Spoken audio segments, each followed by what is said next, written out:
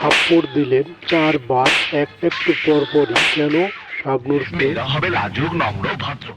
গাড়ি চালায় দিল আগুন দিয়ে। তারা করছে এবং শাবনূর রাস্তা দিয়ে দৌড়াইতে আছে। এই সময় মান্না এসে শাবনূরকে বাঁচালেন। আমি তোমাকে বিয়ে করেছি তোমার অহংকারের পূর্ণ মাটি। মান্না শাবনূরকে দৃশ্যটি দেখুন, রহস্যটা কি। শাবনূরকে গুন্ডা আমাজনের পক্ষে সবকিছু করা সম্ভব না একথা মৌসুমীকে বললেন নায়ক মান্না। কেনই বা বলল এবং আমিন খান পিছন থেকে মান্নাকে ধাক্কা দিয়ে বলল, কিসের বিয়া এবং কেনই বা আমাদেরকে যেতে হবে। মৌসুমী বলল, কিসের বিয়া এবং কেন যাব, এই বলে চলে গেলেন। মৌসুমীর অভিনয় দুর্দান্ত এবং গানে কণ্ঠ দিয়েছেন আয়ুব বাচ্চু এবং কনক চাপা। একই মাটি গড়া যেন দুইজনারই দেহ, বিধি ছাড়া পার করিতে পারবে না আর কেহরে। এই গানটি জনপ্রিয় হয়েছিলেন এবং আয়ুব বাচ্চুর কণ্ঠে অসাধারণ গানটি ফুটে উঠেছিলেন। পর্দায় ঠোঁট মিলিয়েছেন আমিন খান এবং মৌসুম। মান্নার অভিনয় আপনাদের কাছে কেমন লেগেছেন এই ভিডিও চলাকালীন কমেন্টস করে এবং সাবস্ক্রাইবার করে জানিয়ে দেন আপনাদের মতামত। বাংলা সিনেমার অন্যতম নেক্সট সুপারস্টার নায়ক মান্না ব্যবসা সফল এবং বক্স অফিস হিট হিসাবে পরিচিত 10টি জনপ্রিয় ছবি নিয়ে আজকের আলোচনা। এই ভিডিওতে দেখতে পারবেন কেন মান্না এই 10টি ছবিতে ব্যবসা করেছিলেন এবং কেমন পরিচিত ছিলেন। সম্পূর্ণ চলুন শুরু করা যাক। নায়ক মান্নার ব্যবসা সফল 10টি ছবি। 1 নম্বরে রয়েছেন আম্মাজান, 1999 সালে মুক্তিপ্রাপ্ত মান্নার ক্যারিয়ারের সর্বকালের অন্যতম সুপারহিট আবেগঘন মা ছেলের গল্প।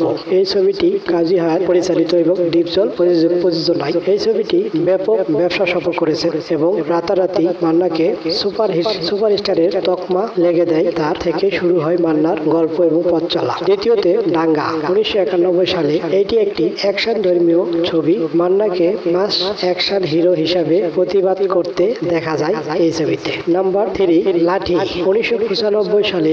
গ্রাম প্রেক্ষাপটে শক্তিশালী অ্যাকশন ও সংলাপ। এই ছবিটি ব্যাপক গ্রামগঞ্জের দর্শকরা ব্যাপক সাড়া ফেলেছিলেন এই ছবিতে এবং ছবিটি হাউসফুল দর্শক দেখেছেন। নাম্বার 4, কাবুলিওয়ালা, 2006 সালে। রবীন্দ্রনাথের গল্প অবলম্বন করে মান্নার অভিনয় ব্যাপক প্রশংসিত হয়েছিলেন এবং ছোট্ট মেয়ে দিঘিকে নিয়ে এই ছবিটি অনেকটাই ফুটে উঠেছিলেন এবং মান্না কাবুলিওয়ালার ভূমিকায় দুর্দান্ত অভিনয় করেছিলেন এবং অভিনয়ে ডায়লগ এবং ডেলিভারিগুলা খুব সুন্দর হয়েছিল। নাম্বার 5, মায়ের অধিকার, 1996 সালে। মা সন্তান সম্পর্কের উপর নির্ধারিত ব্যবসা সফল ছবি এটি। 6 নম্বরে গরিবের বন্ধু, 1997 সালে। সামাজিক এবং অ্যাকশন ধরনের ছবি সাধারণত দর্শকদের মধ্যে দারুণ জনপ্রিয়তা পেয়েছিলেন এই ছবিতে।